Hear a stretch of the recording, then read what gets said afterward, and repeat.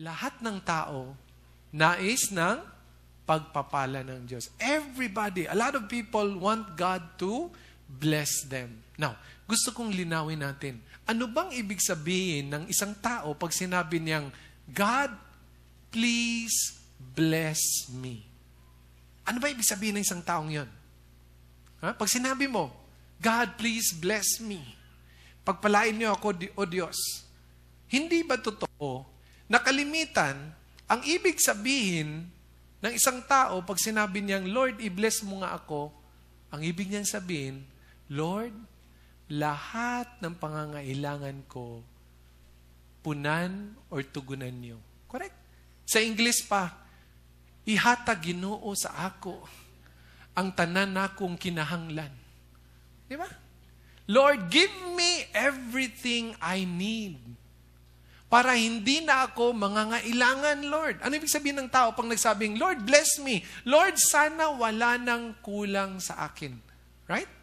Financially, socially, home, marriage, relationally, right? Emotionally, intellectually. Pag sinabi ng isang tao, God, please bless me, ang ibig niyang sabihin is, God, lahat ng kulang sa akin, punan mo.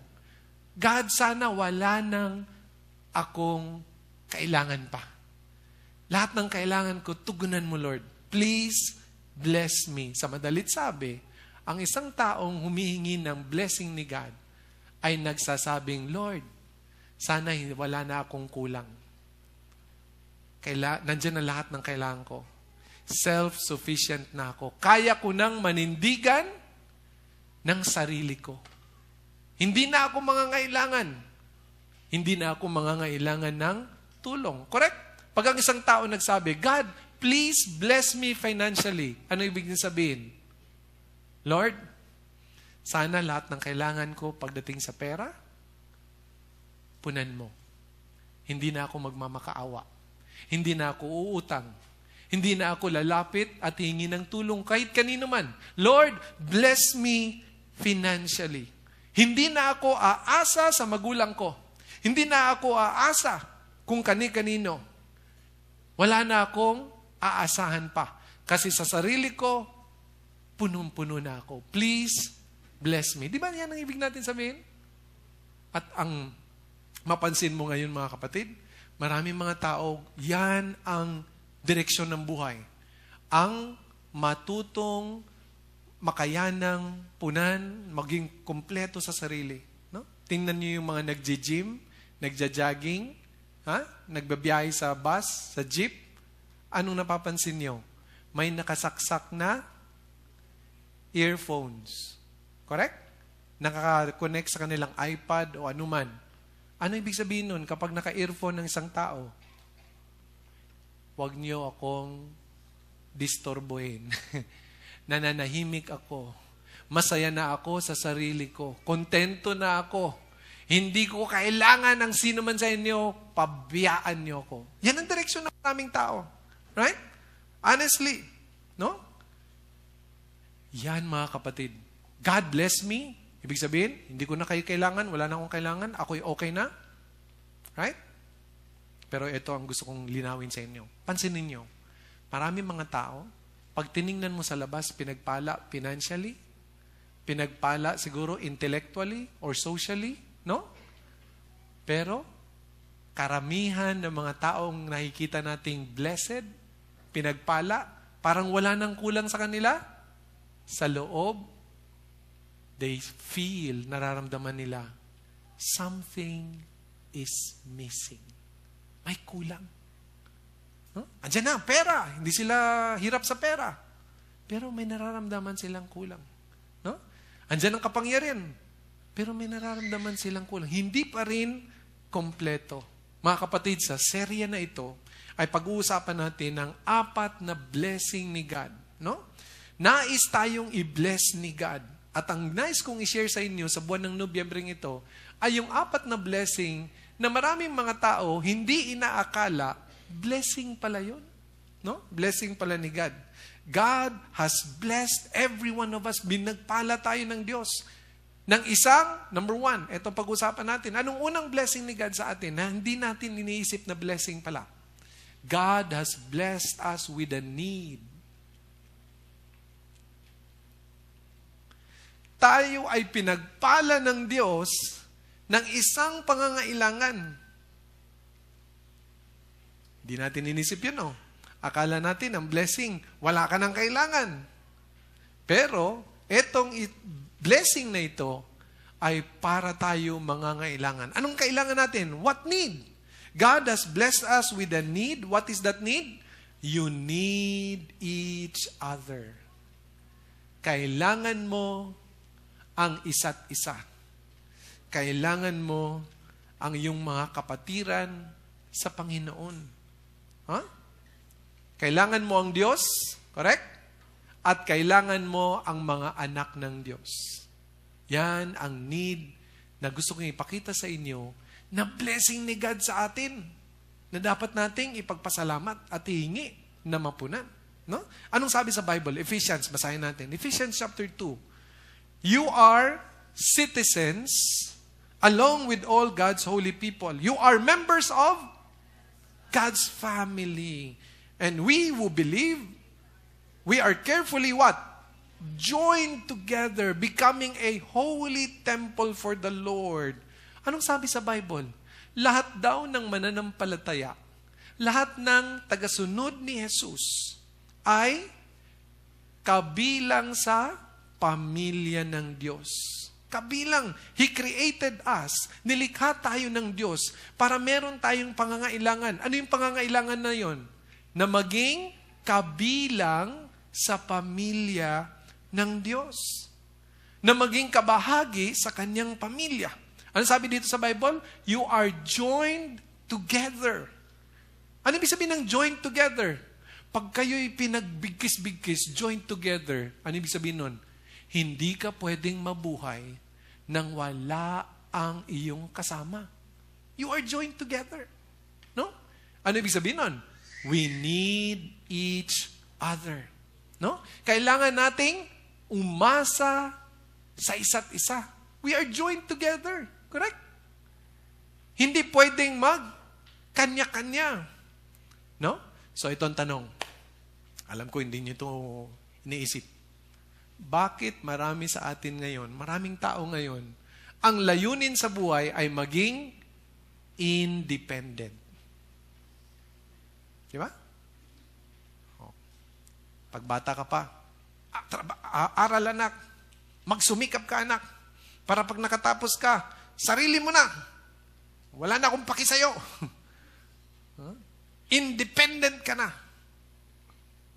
Samantalang sabi sa Bible, when you become a follower of Jesus, nagiging kabahagi ka sa kanyang pamilya, and you are joined. Ano ibig sabihin ng joined? You need each other, you depend on each other. Kailangan natin ang isa't isa. So ang tanong ko, bakit maraming mga tao ngayon, ang hangarin sa buhay ay maging independent? Ano ibig sabihin ng independent? Na makatayo sa sariling paa, na wala nang kulang sa kanya at wala na siyang aasahan pa kasi sa sarili niya, kaya na niyang tumayo at mabuhay. Independent. Kaya pala maraming mga tao ngayon independent. Financially independent, socially independent, relationally independent. Ibig sabihin, andyan na sa kanila lahat.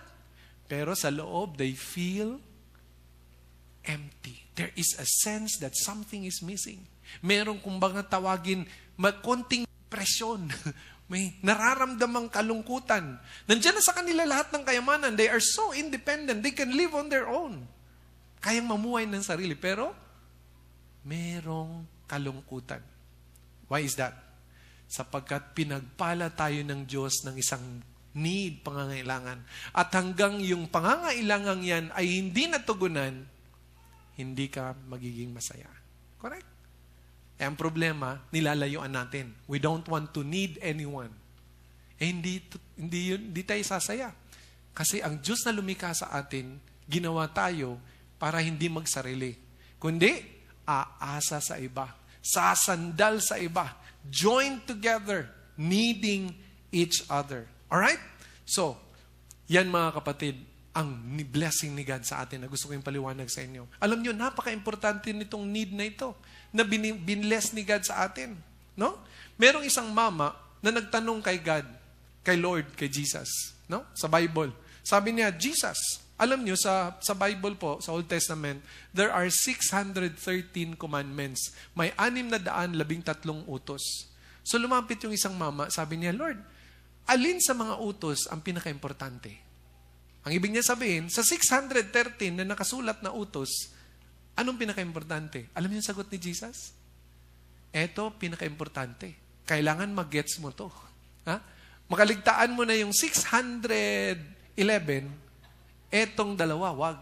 613 sa lahat. Ano yun? Basa, Mateo 22, sabi ni Jesus. Everybody? Love the Lord your God with all your heart, all your soul, and all your mind. Sandali lang. Ano ibig sabihin nun? Love the Lord your God. Ang ibig sabihin ni Jesus, be connected with God.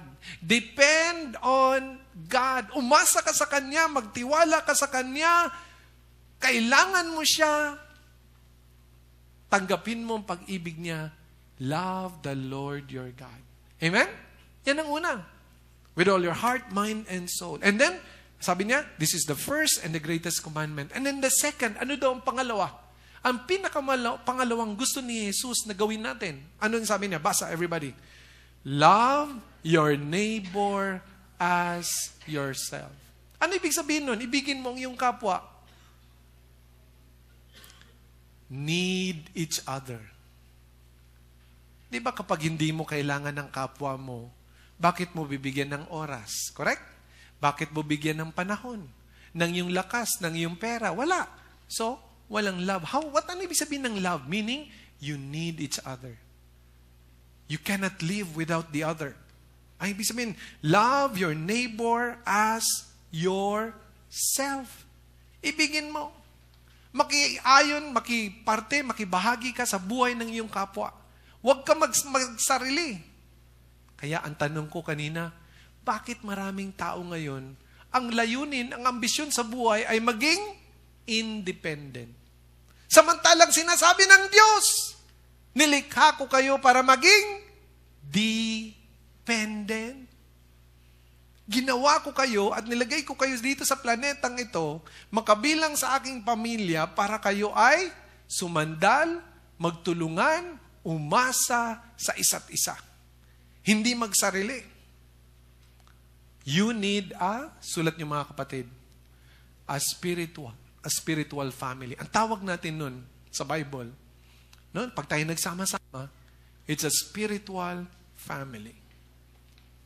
At ang tawag natin dito sa ICA ng spiritual family natin ay small groups. Sa madalit sabi ng Diyos, you need a small group.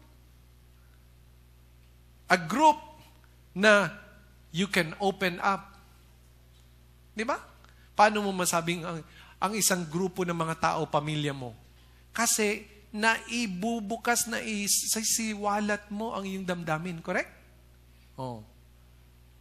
You need a small group, an I care group, kasi doon mo mailalabas ang mga saloobin mo. Yan ang pamilya. Walang balat kayo. Walang plastikan. Di ba? Tapatan. Correct? And that's what God wants for you. A spiritual family. Saan yun? Small group. No? Na you can open up. Pag merong magandang nangyari, may lucky, may swerte, magsasaya lahat. Pag merong minalas at nagka-problema sa buhay, iyakan, samayan, damayan, tulungan. No? At doon kayo magiging, ano sabi sa Bible kanina?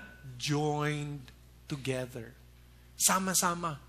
Asahan, sandalan, tulungan, walang iwanan. Okay? So, gusto ko lang sa simula ng series na ito, linawin ko mga kapatid, kasi ilang beses na akong paulit-ulit nagsasabi, join a small group, join a small group. And some people, they still do not get the value and the importance of what Jesus is saying. Every follower of Jesus, kailangan merong spiritual family where you can open up. At ito'y nangyayari sa small group. Hindi dito sa church na malaki. This is temple gathering. Wala namang nag-open up dito eh. Ako lang eh. Correct? Ako lang naka-open up, tapos bye-bye. Saan kayo makapag-open up? Pag nag-i-small group ka. That's where it happens. So, ang gusto kong ipaliwanag sa inyo, mga kapatid, dalawang katangian na yung small group mo o yung spiritual family na dapat magkaroon. Ito yon. Number 1, you need a spiritual family. Anong klaseng spiritual family ang tinutukoy? What kind of spiritual family? God wants you to belong to a spiritual family where you give each other kitchen rights. Oh. Sulat nyo. Kitchen. Alright? Oh, yeah. Gulat kayo, no? Pastor, ginutom mo naman kami. Sermon mo, pagkain agad. Kitchen rights. Okay? Sulat nyo, kitchen rights. Kailangan mo ng small group na merong kitchen rights. Gusto kong linawin kasi, small group, hindi minsan nagigets eh. Anong ibig sabihin ng kitchen rights? Ganito yon. Kunwari, may kumatok sa garahe namin. No? Pinapasok. Pasok. Hindi ko kilala yung bisita. Hindi ko siya kilala. Sa tingin nyo, saan ko siya kakausapin? Saan ko kakausapin ng isang dumalaw na bisita na hindi ko kilala? Sa kwarto? Hindi, sa sala. Ang sala ay nakadesign para sa mga formal na usapan. Lalong-lalo na kung ang kausap mo, hindi mo masyado kalapit. No? Hindi mo masyado kilala. Doon ang usapang yon. Okay, so nag-uusap na kami sa sala. Kinikilala ko siya, nagpapaliwanag siya at nagpapakilala siya sa akin. Nang bigla na lang, tumayo siya. Itong bisitang bago ko lang nakakilala. Tumayo. Lumakad papunta sa kusina. Kinuha ang aking tinapay. Binuksan ang aking refrigerator. Nakabas ng keso. At yung pinakatago-tago kong honey mustard. Mayonnaise. Pati yung mga lettuce na pang-sandwich nilabas at mga kamatis. Naghihiwa-hiwa. At gumawa ng sandwich. Tanong, ano sa tingin nyo ang gagawin ko?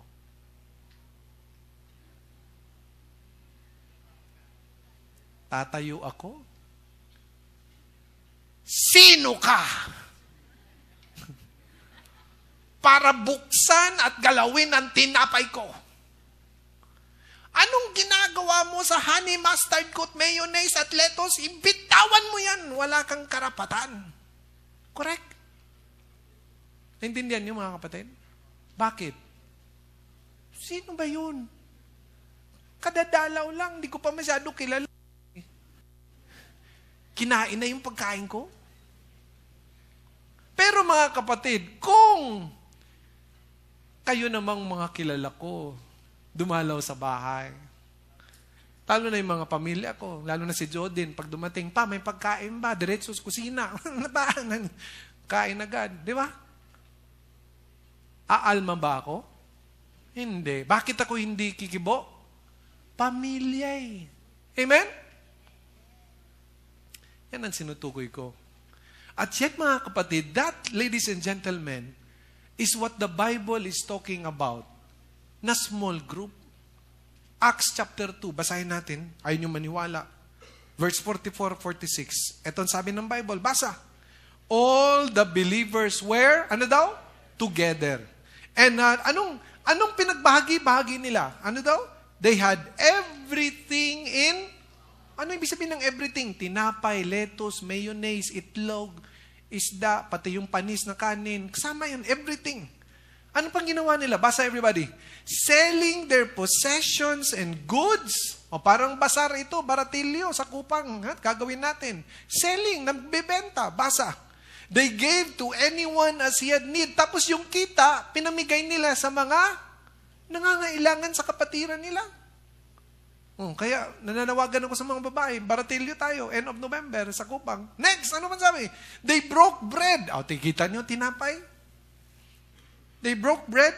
in their homes and ate together, kumain, nagsalo-salo with glad and sincere hearts. Saan sila nagkainan? Sa kanilang tahanan. Masaya ba sila? Yes. No? Mga kapatid, ang small group na tinutukoy natin na dapat kayo ay maging kabahagi at kabilang ay nagtuturingan na parang pamilya. Pamilya na nagsasabing, what I have is not mine. What I have is ours. Anong meron ako, hindi sa akin lang. Anong meron ako ay atin, sapagkat tayo ay pamilya. That's the kind of small group, that's the kind of spiritual family na gusto ng Diyos makita sa mga anak niya. No? Siguro nagsasabi ko, Pastor, marami naman akong ganong kaibigan. Sa opisina, may kaibigan akong Christian. Sa eskwela, may classmate po akong Christian. Yung mga anak ko, Pastor, may kalaro. Kaibigan ko yung mga magulang nila. Meron ka nga mga kaibigan. Ang tanong ganito, pwede ba silang bumukas ng kusina mo? Ha? Pwede ba silang kumain ng basta-basta sa kusina mo? Hindi, di ba? At ang sinasabi ng Bible na spiritual family na dapat mong kabahagi at kabilang at binubuo at pinagtitibay sa buhay mo habang nasa lupa ka, na gustong makita ng Diyos na di-develop sa iyo, is what? A spiritual family with kitchen rights. Ganun kayo kalapit. No? God has given you a need. A need for what? A need for other people. At ang gusto ni God, you develop this. God wants to give you this group of people na kung saan you can be open, you can be transparent, at pwede kayong mamuhay, naglalakbay, journeying through life together. No? Siguro, 5 kayo, 10 kayo, 20 kayo. No? Basta you're going through life together. Pag merong masaya, celebrate. Pag merong malungkot, iyakan together. No? Because you are family. Yan. So, ang tanong sa inyo, meron ka bang ganitong pamilya? Spiritual family. Hindi blood family, spiritual family. Number 2, ano ba itong small group na tinutukoy ng Panginoon na kailangan ko because I need other people? You need people, right? You need each other. You need a spiritual family who are barefoot friends. Ayan. Anong ibig sabihin?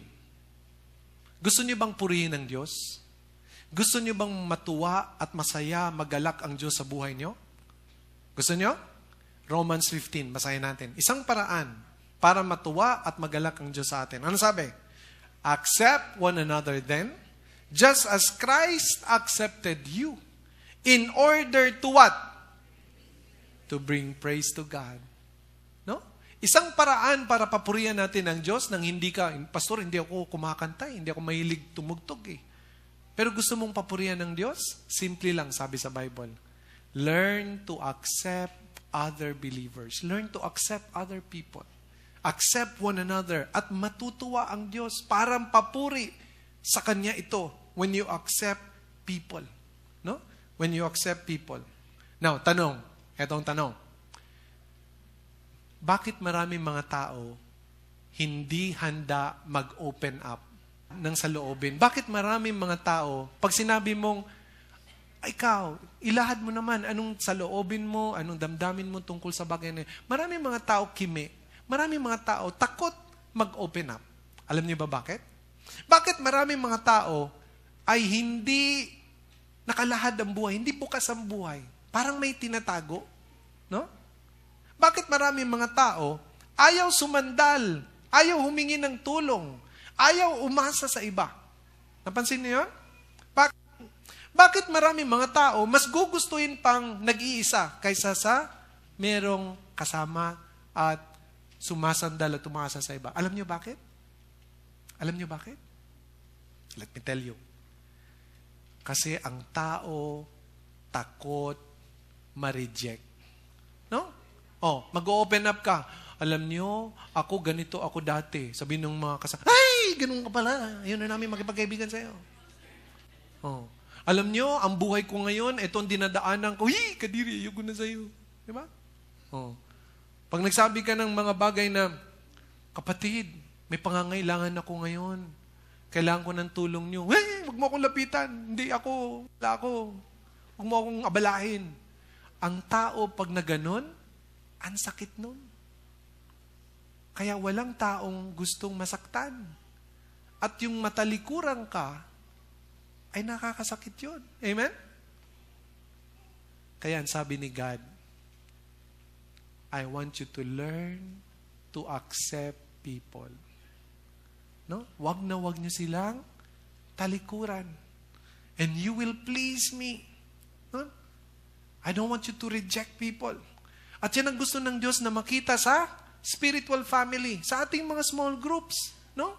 Na ikaw ay maging kabilang sa isang grupo ng mga mananampalataya na you can be yourself and you feel safe.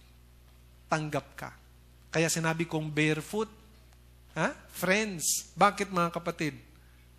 Kasi kapag hindi mo pa ka-close ang isang tao, ayaw mong ipakita ang inyong paa. Lalo na yung may mga daliri na pagkahaba-haba. O lalo na yung mga may paa na may patay na kuko. Hindi ba? Ayaw ipakita yung iyong paa. Baka ikaw ay mapulaan at maramdaman mo yung napakasakit. Ano yun? Yung ayawan ka. Talikuran ka. Kasi yung haba ng daliri mo parang kamay. Kasi yung kuko mo patay. Hindi ba? Anong klaseng pamilya? What kind of family does God want you to belong to? Where you can be what? Barefoot. Ilabas mo yung paa mo. Kahit ano pa itsura niyan at amoy niyan. And you will not feel rejected. You feel safe. Pwede mong itaas yung kahaba mong daliri. Yung patay mong kuko, kaya mong itaas at hindi ka nahihiya. Wala kang nararamdaman na takot na baka ikaw ay ayawan. That is the kind of spiritual family that God wants you to belong to. No? Alam niyo sa Bible, may kwento.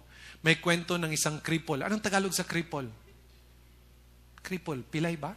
Pilay, no? Pilay? Alam niyo ba paano siya napilay? Nung baby pa siya, nalaglag siya ng kanyang yaya. At nung unang panahon, wala pang orthopedic doktor na magagaling na doktor para yung nabaling paa ay maiayos. So, baby pa siya, nahulog siya, nabali, napilay yung kanyang dalawang paa. Alam mo, hindi na pagaling, lumaki siyang pilay. Mga kapatid, anak siya ni Jonathan. Si Jonathan na kaibigan ng Haring David. Nung namatay ang tatay niya, si Haring David, malapit na malapit kay Jonathan, ang sabi ni Haring David, meron bang kapamilya si Jonathan na nabubuhay pa para maisama ko? Kasi malapit kami ni Jonathan para kaming pamilya. So yung pamilya ni Jonathan, pamilya ko, sabi ni Haring David. Meron pa ba siyang kamag-anak? Kasi naubos ang lahi nila Sabi niya, may kamag-anak pa ba? May mga pamilya pa ba si Jonathan? Pinahanap niya. Alam niyo, sabi nung kanyang mga aide, meron po. Pero po, hindi niyo po gustong makasama sa bahay. Bakit? Pilay po. Tanong, bakit ayaw ng mga aide dalhin yung pilay sa bahay ng hari? Alam niyo ba nung unang panahon, thousands of years ago, ang tingin sa pilay, masama. Pag ikaw pilay, tiyak may ginawa kang malaking kasalanan. Ganun ang tingin ng tao noon. Ang tingin sa mga pilay, hindi karapat-dapat kaibiganin. Kasi yung mga yan, dapat talikuran, kamuhian, kasi galit si God dyan sa mga pilay na yan. Kasi may ginawang kasalanan yan. May malaking masamang ginawa yan, kaya napilay. So sabi nung aide ni Haring David, may kamag-anak pa siya nag-iisa, anak niya. Pero pilay, ayaw mo yung dalhin sa bahay mo. Kasi, masama nga tingin sa pilay. Eto mga kapatid, ang nangyari. Basahin natin, everybody. 2 Samuel 9:13. Si Mephibosheth ang pangalan. No? Basa. And Mephibosheth lived in Jerusalem because he always ate at the king's table. And he was what? He was still crippled in both feet. Napakagandang picture, larawan. Na ang isang taong kinamumuhian ng lipunan dahil sa maling pananaw tungkol sa kapansanang pilay. Tinatalikuran ng buong bayan. Walang gustong maging malapit doon kahit pa siya'y anak ng dating anak ng hari na si Jonathan. Anong ginawa ni David? Inampun niya si Mephibosheth. At ang sabi sa Bible, tuwing kainan, andun siya sa mesa ng hari. Kasama ang hari. David what? Accepted him. Amen? Mga kapatid, napakagandang larawan. At yan ang larawan na gustong makita ng Diyos sa buhay mo. Na ikaw ay makabilang sa isang grupo, sa isang pamilya. Tinatawag natin dito sa ICAN na small group o I-Care group. Na kung saan meron kang kitchen rights at kung saan you can barefoot. Ipakita mo kahit na pilay pa yung paa mo. Ano man ang pilay mo sa buhay, you can be yourself at tanggap ka. Amen? Huwag natin kalimutan mga kapatid.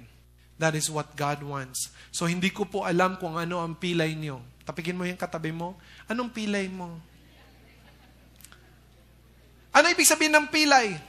Ang ibig ko sabihin, anong kapansanan mo? Anong kapansanan mo that you are hiding from others? What is your secret? What is your crippleness that you're hiding from others? Is it looking at pornography? Is that your crippleness? Is it being workaholic? Lagi kang nasa trabaho, wala kang oras sa pamilya? Ano ang pagkapilay mo? Ikaw ba ay may problema sa iyong pagtingin sa iyong sarili? Laging nakikita mo sarili mo, hindi kagandahan? Tuloy, wala kang tiwala, wala kang kumpiyansa sa iyong sarili? Mababa ang tingin mo sa iyong sarili? Ikaw kaya ay isang lalaki na hirap sa pangunguna sa iyong pamilya? Ikaw kaya ay isang misis na napaka-nagger? Lagi mong binubuli ang mister mo? Lagi mong pinapahirapan ang mister mo? Ano mga kapatid ang iyong pilay?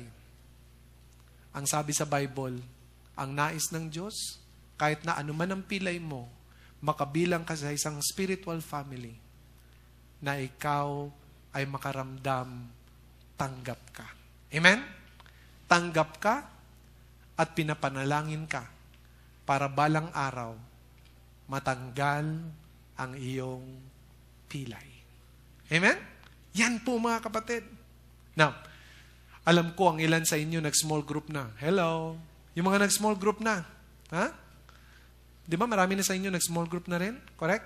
Siguro mga kalahati sa inyo dito. Gusto ko lang kayong kausapin kasi I'm sure meron sa inyo dyan nag-iisip, Pastor, nag-small group na po ako pero hindi ganon. Hindi yung sinasabi mo, yung may kitchen rights, pwede akong kumain kung ako'y nagugutom. Nag-small group na ako, Pastor, pero hindi ganon. Yung barefoot friends, nako, isang taon, isang buwan na ako doon, pero hindi pa rin ako makalahad. Kasi natatakot pa rin ako. Hindi nangyayari, Pastor. Alam niyo, sabihin ko sa inyo, eto mga kapatid, hindi ka makakabuo ng pamilya sa 30 minuto. Hindi mo pwedeng madalain ang pagbuo ng isang pamilya na kung saan ang samahan ninyo ay napakatapat at malapit, that you give each other kitchen rights and you can be barefoot and still be friends. Hindi po minamadali yan. 3 bagay po ang kailangan dyan. Number 1, sulat nyo, commitment. Number 2, challenges. And number 3, Christ. Kung gusto mong magtatag o makabilang sa isang small group na tinatawag nating spiritual family, na ayon sa kalooban ng Diyos, kailangan mong tatlong yan. Ano yun? Commitment, challenges, Christ. Alright? Ano ibig sabihin ng commitment? Magbigay ka ng oras. Bigyan mo ng oras. Weekly na nga lang kayo magkikita. Monthly ka lang, konsumipot. Paano kayo mapalapit sa isa't isa kung hindi kayo regular na nagkikita? Commitment means giving time. Pahalagahan mo yung mga kasama mo sa small group. No? Huwag kang absent. Kasi yung 1, 2 oras na magkasama kayo ay napakalaga para kayo maging mapalapit at maging tungo sa isang spiritual family na nais ng Diyos. Ano ibig sabihin ng commitment? Pastor, sumali po ako sa isang small group dito sa ICA. Gusto ko po lahat, maliban lang sa isa. Ano ibig sabihin? Weird po yung isa. Weird. Ano ibig sabihin ng commitment? Kahit na may weird sa small group, tiisin mo. Pagtiyagaan mo. Hello? Di ba lahat ng pamilya may weird? Di ba? Nakakita ka na ba ng pamilya na lahat ng miyembro perfect? Ha, Jodin? Di ba lahat ng pamilya may weird? Iniiwan mo ba? Ay, mama, papa, iiwan. Palitan ko yung pamilya ko, may weird dito. Commitment means, kahit na may weird sa small group na yan, manatili ka. Huwag mong iwanan. Kasi ang pagbuo ng isang pamilya, hindi nakukuha sa isang meeting. Hindi nakukuha sa 6 weeks of 40 DOC. Kundi, tuloy-tuloy na pagsasama. Amen? Ang iba naman sa inyo, Pastor, wala pong weird sa amin. Malamang ikaw yun.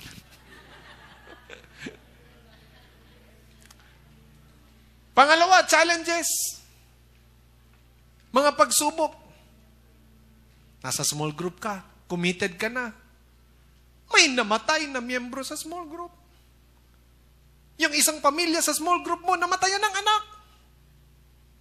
Yung isang miyembro sa pamilya mo, natanggalan ng trabaho. Mga kapatid, challenges ang tawag niyan. How do you build a family?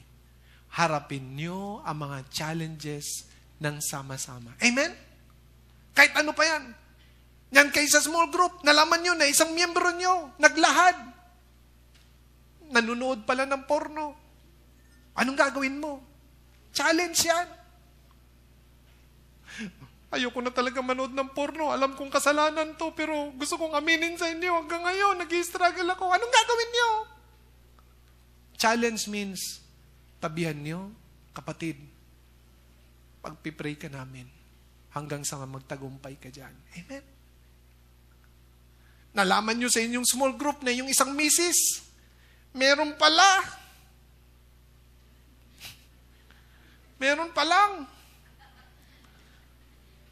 karelasyon. Anong gagawin nyo? Husband, wife, halik kayo. We will surround you in prayer. We will help you overcome this challenge sapagkat tayo ay isang pamilya. Challenges, mga kapatid. Kailangan. And number 3, we need Christ. The living Lord. The Son of the living God. The one who came so that we could live.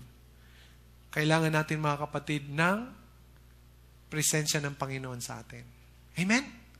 Alam niyo yung problema kasi ng maraming tao, bakit hindi nag-small group? Sabihin ko sa inyo.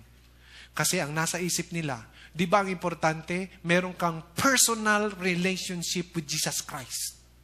Amen? Sinong agree? Tama? Para ikaw maligtas, para ikaw mapatawad sa iyong kasalanan. Anong turo sa Bible? You have to have a what? A personal relationship with Jesus Christ. At maraming mga Kristiyano tumigil doon. Basta may personal akong relationship kay God. Hindi ko na kailangan mag-small group. Personal to. Kami lang ni Lord. Lord and me and Lord. Anong sabi sa Bible, mga kapatid? Pag pinag-aralan niyo ang Bible, ang tinututukan sa Bible, hindi personal relationship. Ano? Shared relationship with Jesus Christ. Shared relationship. Kung ikaw ay Kristiyano, but you don't belong to a small group, where you develop the love for others, where you need others and they need you, then you don't really know the Lord Jesus Christ. Amen? Yan po importansya. So, ang ilan sa inyo nagbabasa ng Bible but you're reading alone. Ang ilan sa inyo nagpe-pray pero pag nag-pray, nag-iisa. Ang ilan sa inyo umiiyak sa mga pagsubok sa buhay pero pag umiyak, nag-iisa. Yan bang kalooban ng Diyos? Hindi po. Hindi po. Ang kalooban ng Diyos, sabi sa Genesis chapter 2:18, it is not good for man to be alone. Hindi mabuti sa tao ang nag-iisa. Kaya nilikha tayo ng Diyos, meron tayong need. Ano yung need natin? We need a spiritual family.